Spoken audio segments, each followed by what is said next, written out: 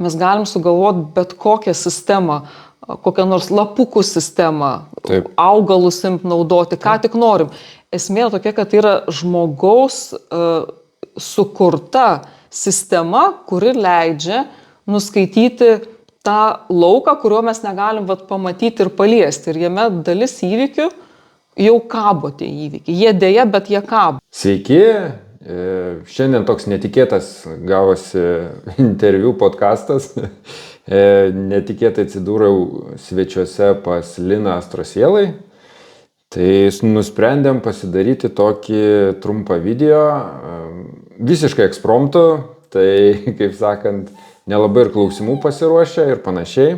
Šiaip ką norėjau pasakyti, kad aišku, mūsų video ganėtinai seniai jau buvo, tai galbūt jums būtų įdomu vėl atnaujinti, kad mes atnaujintumėme savo vėl pašnekovų ratą, tų pačių ar galbūt naujų kažkokių, gal jūs turit kažkokių pasiūlymų. Tai labai lauktumėm jūsų žinučių, laiškų, aišku, komentaruose aš paliksiu nuorodas, kur galima mums parašyti. Tai labai lauktumėm, ar jums įdomu ir kokių pašnekovų ir kokių temų norėtumėte išgirsti. Tai o šiandien pabendrausim su Lina. Labas, Lina. Labas, Aurimai. Pirmiausia, tai man labai malonu, kad tu atvažiavai, senai matėmės. Jo, man atrodo, prieš kokį keletą metų. Ir iš tikrųjų gera vėl sugrįžti ir tai gali būti nauja gera pradžia. Tai dėl to labai laukiam atsiliepimų ir rašykit komentarus. Bus tikrai įdomu išgirsti ir manau, kad tikrai yra tų įdomių tikrai pašnekovų, kurie gali kažką tikrai įdomaus papasakoti. Tai va, Lina, tai pradėsim nuo tavęs. Gerai, gerai. Tai pirmoji eilė. Jau po paskutinio video praėjo tikrai nemažai laiko. Aš naujienų daug apie tave žinau, bet ne visi žino, ką tu dabar veiki, kas per tą laiką pasikeitė. Pati, kai pradėjai, gal pas tave, sakykime, kažkokią pasaulėžiūrą kažkiek pasikeitė. Aišku, vėlgi įdomu, tas momentas, sakykime, jau dabar tiek laiko praėjo. Vėl tavo santykis su dvasingumu, su sąmoningumu, ką tu galvoji, gal anksčiau tu truputį kitaip kažkaip galvojai apie tuos dalykus, sakykime, tą formuluotę kažkokią. Dabar gal tu jau kažkaip jau kitaip pradėjai žiūrėti tuos dalykus. Žinai, pasakysiu, kad aš per tą laiką labai daug kas pasikeitė. Aš apskritai galvoju, kad aš darau viską, ko niekada negalvojau daryti. Viskas, ko imuosi, tai yra tai, ko niekada negalvojau daryti. Ir toks jausmas, žinai, kad aš įsėdau į raketą, aš pradėjau 2018 metais, kad įsėdau į raketą, 3, 2, 1 ir ta raketa greitai, taip, žinai, į viršų ir jinai skrenda ir tas jos greitis toks didelis, kad aš visą laiką, žinai, susigaudau dar, kas čia vyksta, ką aš čia darau, žinai, ko aš imuosi, aš net pačiai atrodo, žinai, kartais gąsdinanti, ką aš čia dabar darau, žinai. Ir tas požiūris iš tikrųjų, jis ne tai, kad gal pasikeitė, bet jis labai plečiasi, jis labai gilėja ir plečiasi. Tai čia įtaka yra tų visų tekstų, kuriuos skaitau, po to įtaka yra mokytojų, kurie atsirado. Ir man visą laiką atrodo, žinai, kad aš jau čia pasiekiau, aš čia šitą kartelę, tai čia dabar aš tiesiog tobulinsiu šitoj kartelę ir maždaug ties tom apsistosiu ir kažkaip taip atrodo, kad čia jau kaip ir pabaiga. Bet iš tikrųjų po kažkiek laiko paaiškėjo, kad ne, žinai, tada dar vienas šuolis. Ir galvoju, tai kada čia pasibaigs? Ir aš suprantu, kad čia niekada nepasibaigs. Jeigu tu į tą trasą iššokai, tai žinok, tu ir varysi, žinok. Nebent nusibodo ir šunkeliais. Nebent, žinai, nusibodo, tada tu sustoji, tada kažkokiais šunkeliais, nes šiaip kaip mano astrologijos mokytojas Ernst Wilhelm sako, jeigu tu tik tai sustoji šitam kely, tai tada tu eini atgal. Tai iš esmės, tai pagalvoji, tai tu neturi pasirinkimo, žinok, tai jeigu lipai tą raketą ir varai, žinok. Tai tas pats ir su sąmoningumo, sakykime, ar ne? Jeigu tu jo pastoviai netreniruoji, tai vis tiek tas automatizmas įsijungia, nes žmogus yra toks sutvėrimas, kad jam, sakykime, po kažkurio laiko nusibosta vis tiek. O smegenys yra, sakykime, tinginiai, ar ne, kur reikia kartais pažadinti ir sakykime, kad dirbtų ir visa kita. Tai tas proto konstruktas, žinai, jis taip yra pas visus vienodas, nes kai kurie žmonės sako, meditacija ne man, mano protas labai neramus, jis yra vienodas, tas mechanizmas pas visus, tik reikia perprasti, kaip jis veikia. Pavyzdžiui, jeigu skalbimo meistras žino, kaip ta mašina veikia, veikimo principą, jis yra perpratęs, žino, kaip pataisyti, tai lygiai taip pat reikia suvokti proto mechanizmą, kaip jis veikia, tai va tas žinias duoda jogos filosofija. Ir mūsų didžioji bėda, kad mes veikiam iš tų sviravimų. Žinai, jeigu taip švytuoklę paimt, taip kabėtų švytuoklę, tai mes iš tų sviravimų veikiam, nes mes abejojam, pergyvenam, nerimas kankina, kažkas negerai su santykiais ir mes jau metam, ką pradėję daryti, kažkas negerai darbe vėl metam, ten su pinigais negerai ir vėl metam. Mes nemokam to proto įvesti pusiausvyrą ir veikti iš pusiausvyros, nes net ir paprastuose dalykuose, praktiniuose, nes aš kaip sakau, ta filosofija, jinai turi būti praktiška.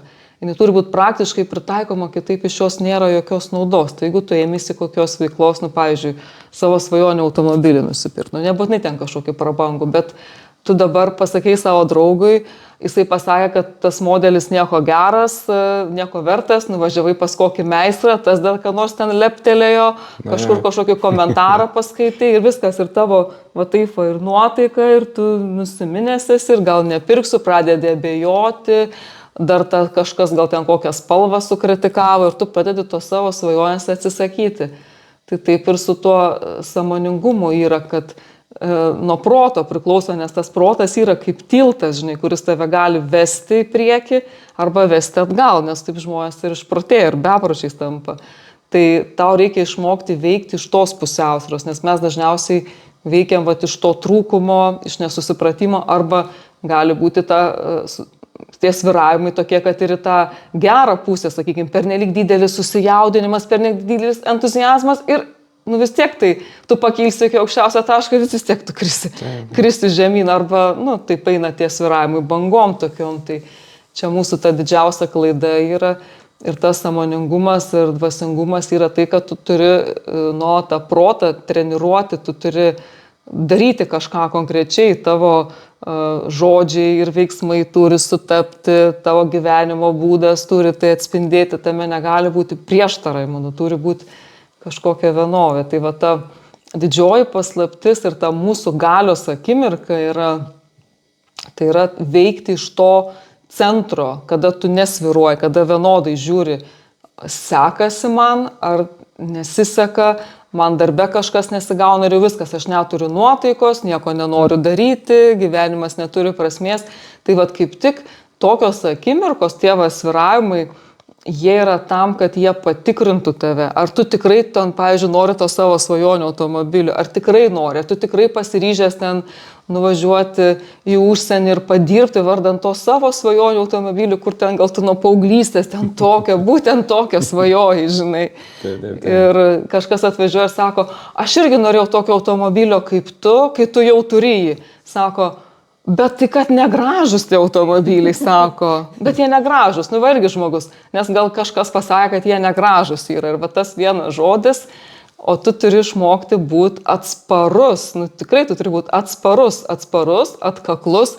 Taip. Ir nuolatos svyravimus, kurie yra iš išorės, bet mes ką darom, mes tais svyravimais, kurie vyksta išorėje, ten kažkas negerai santykiai su darbu, mokesčius pakėlė, ten gazdina karu, mes juos perimam, mes su jais susitapatinam, su tom būsenom susitapatinam, mums reikia veikti iš tos centrinės savo nesvyravimo būsenos. Tai va čia yra ta mūsų galios akimirka, kurią daugybė žmonių yra perdavę kitiem. Jie tiesiog atiduoda kitiem. Kažkas išmušė iš pusiausvyros, tai maždaug imk mano galią. Ai, negražios tos mašinos. Gerai, nebenoriu aš tokios, imk mano galią. Ir mes taip darom, tai čia įsivaizduoja, ką mes atiduodam. Energijos gabalą. Tai jeigu tu turi kažkokią energijos, ten kokius 5 gabalus, tai vieną atidavė tam, kur pasakė, kad tos mašinos negražios, dar kitą ten kokiam santykiam, darbui ir viskas, tu neturi to parako, iš ko netgi pasiektum, ne tai, kad ten gilintumės į sąmoningumą, bet net tokius esminius paprastus gyvenimo tikslus, žinai. Tai aš iš tikrųjų, žinai, aš viską matau kaip tokią didelę visumą, bet ir labai iš praktinės pusės, nes aš savo veikloje susiduriu, žmonės nėra tokie praktiški, kokie jie galėtų ir ar turėtų būti. Jie tiesiog, jiem pakyla ta banga, kaip jie ir kažką darys ir kai leidžiasi ta banga, nepadarys. Ir taip. Sunku, reikia pagalvoti, reikia padaryti, reikia čia sukritikavo. Reikia prisiversti. Prisiversti reikia, nuo pirmadienio, nuo rytojaus, nuo kažkada. Čia tas klasikinis. Jo.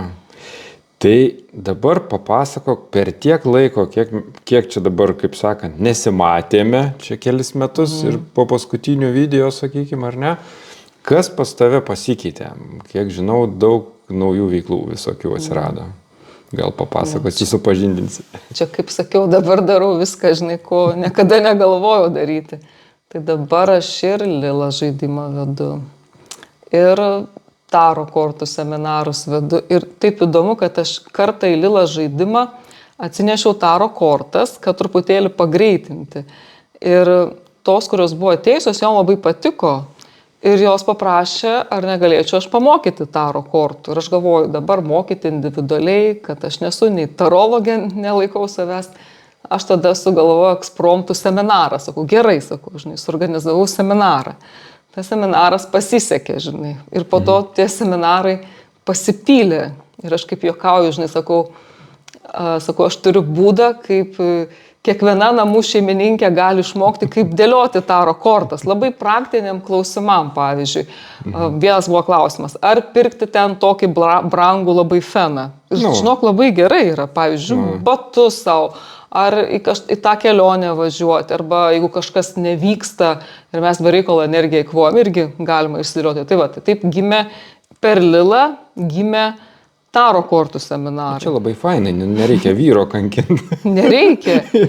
Ar ten man pirkti, žiūrėk, ar gražus batai, ar negražus, man juos dėvėti, nedėvėti, ar čia kaip kortą išsitraukia ar kažkas. Taip, būtent, nes kartais tu to pirkiniu, žinai, susižavi, bet kokiu pirkiniu susižavi, tas susižavėjimas, jis kaip tik gali būti labai apgaulingas, žinai, gal tu ten prarasi pinigus, tau ten po dienos ten suplyš tavo tie brangus batai. Taip.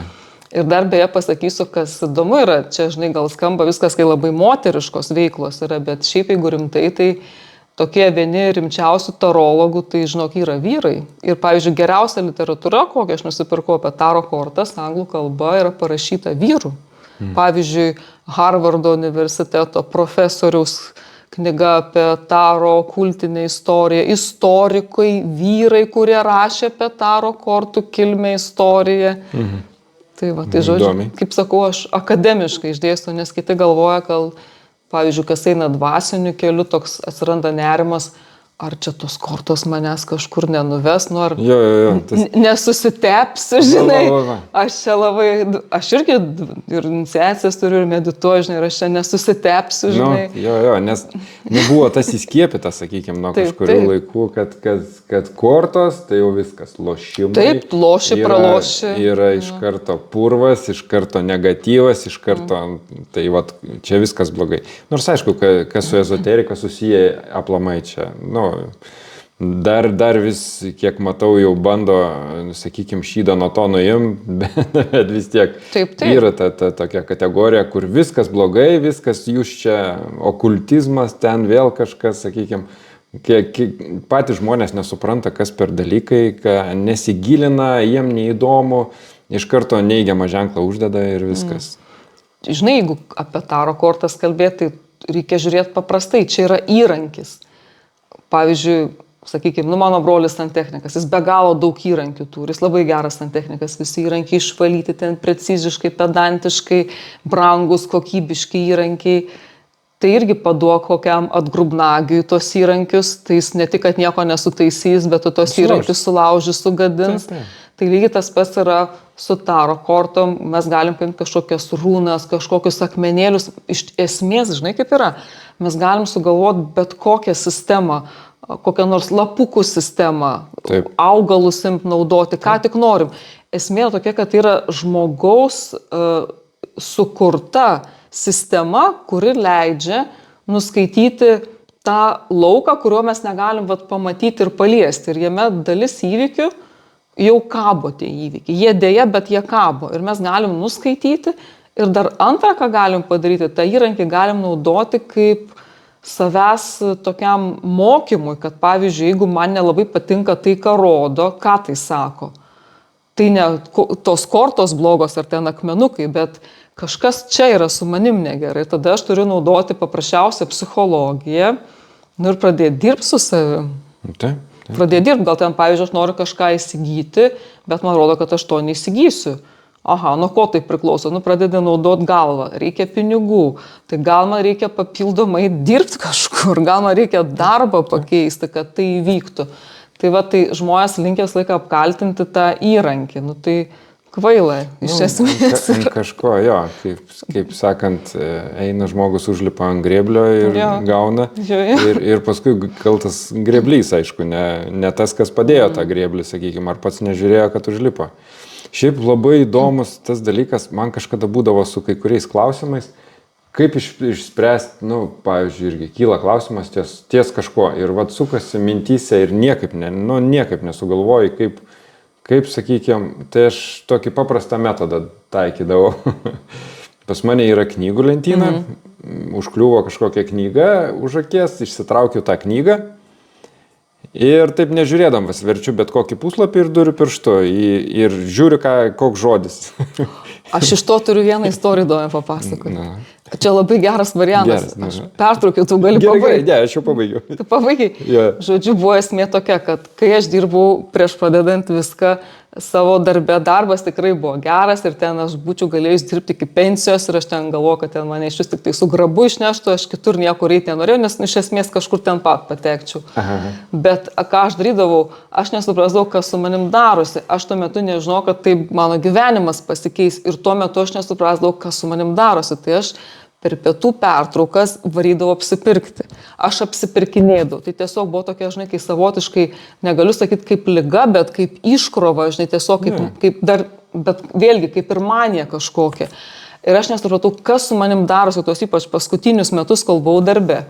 Ir eilinį kartą vėl, pietų pertrauką aš išvarau nevalgyt, bet apsipirkinėt. Ateinu į knygyną ir ką aš padariau, labai keistai pasielgiau. Ten buvo knygų lentyna.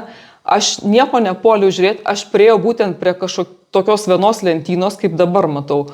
Pakėliau ranką aukščiau ir pačią kažkokią knygą pirmą, tiesiog kuri ranka pajautė, net ne akis. Aš ją tiesiog išėmiau tą knygą ir atverčiau ir ten buvo parašyta apie violetinę spalvą. Ten buvo lietuvių autorė, fraktalų piešėja, kursų organizatorė, dabar neatsimenu, gal Povilaitienė, neatsimenu, Paulauskienė. Ir apie violetinę spalvą buvo parašyta, kad šita spalva yra ypatingiam žmonėm, kad laukia labai didelės permainos. Aš ten skaičiau ir, žodžiu, suakmenėjau, sustingau, aš nusifotografavau. Man atrodo, kad aš dar dabar turiu tą nuotrauką, nes aš kai jau pradėjau tą savo veiklą, aš po kažkiek laiko perskaičiau irgi vos nenukritau. Ir po to, jau kai aš jau atsidūriau Indijoje, tai viena iš mano mokytojų, iš mano gurų, viena moteris yra, kuri rengiasi violetiniai. Jos visi rūbai visada yra violetiniai, žinai. Ir man ta spalva pradėjo patikti, nes aš ją laikau vieną iš savo mokytojų gurų ir pati po to pradėjau tiesiog traukti į save visokius violetinius rūbus, daiktus, žodžiu, ir taip toliau. Tai toks, kaip tu papasakai, šitas metodas, tai kas klausot, būtinai išbandykit. Jo, sutarinis. Tau kada nors padėjo? Padėjo, ne vieną klausimą. Iš tikrųjų, aišku, tie žodžiai, visokių ten būna, bet tas žodis, pradedi galvoti apie jo reikšmę, apie galimas reikšmės, kaip tu iš vieno žodžio, gali sakinį tą pasiskaityti, jeigu ten, bet dažniausiai tai duri būtent ir kažkokį žodį ir vis tiek tas žodis, tau iš karto, kas asocijuojasi su to žodžiu ir panašiai. Tai tau tas ir būna, tas būtent atsakymas į tą klausimą. Ir matai, kad ten ar tau reikia, ar tau nereikia, ar čia tavo laikinas kažkoks ten noras, užsidegimas, kažkas, sakykime, ir panašiai. Kuris praeis. Jo, tai labai, aš skaitau, kad efektyvus būdas. Tai pasibandykit. Čia, žinok, iš esmės yra tas principas, kaip aš sakiau, mes visi galim susikurti savo paties prognozavimo sistemą. Tik aišku, tam reikės įdėti laiko, darbo ir dar reikės atlikti testavimą jos. Nu, tai Reikia tokį labiau mokslinį principą taikyti, bet iš esmės tas principas yra labai panašus, tai reikia turėti didelę knygų lentyną, ten turi būti daug pačių įvairiausių knygų ir po to tada galima pasižymėti arba nusifotografuoti tas mintis ir truputėlį pabandyti atsekti tam tikrą nuoseklumą, koks ten buvo žodis, kas po to įvyko ir netgi vesti kažkokį dienoraštį, kad po to atsiminti. Ir tada tokiu būdu būtų galima, aš manau, rasti daug tokių neįtikėtinų, taip švelniai tariant, sutapimų, kurie iš tikrųjų nėra jokie sutapimai. Bet čia tas pats principas, tas pats mechanizmas yra. Ir kaip, sakykime, kas liečia taro kortas, aš niekada jokių kursų nelankiau. Aš turėjau tik vieną privačią pamoką pas amerikietį vyrą, tarologą. Ir viskas, ir daugiau pati tiesiog daug metų mokiausi, dariau, bet pati pradžioje buvo visko. Aš ir deginau tas knygas, ir kortas deginau, ir vėl iš naujo pradėjau. Bet atsitiko tai, kad vienu metu aš tiesiog kažkaip taip, kaip būna, žinai, tokia, perpranti mechanizmą, kaip veikia tas prietaisas. Tu perpratai tą mechanizmą ir tada tu gali jį pataisyti. Tai aš taip supratau principą, kaip jos veikia. Bet tai ilgas iš tikrųjų kelias buvo. Tai dabar aš būtent tuo ir pasidalinu. Ir tokias dar išdėstau, žinai, 6 auksinės taro kortų taisyklės. Ir viena iš jų, žinai, yra taro kortos niekada nemeluoja. Ir čia yra kaip tik apie tai, kad iš esmės tai yra įrankis. Jis nemeluoja, įrankis neklysta. Visada yra bėda su žmogum. Dėl to po to ir gimsta tie mitai, tos baimės, tie nerimas, kas iš esmės yra, kaip aš sakau, tie svyravimai.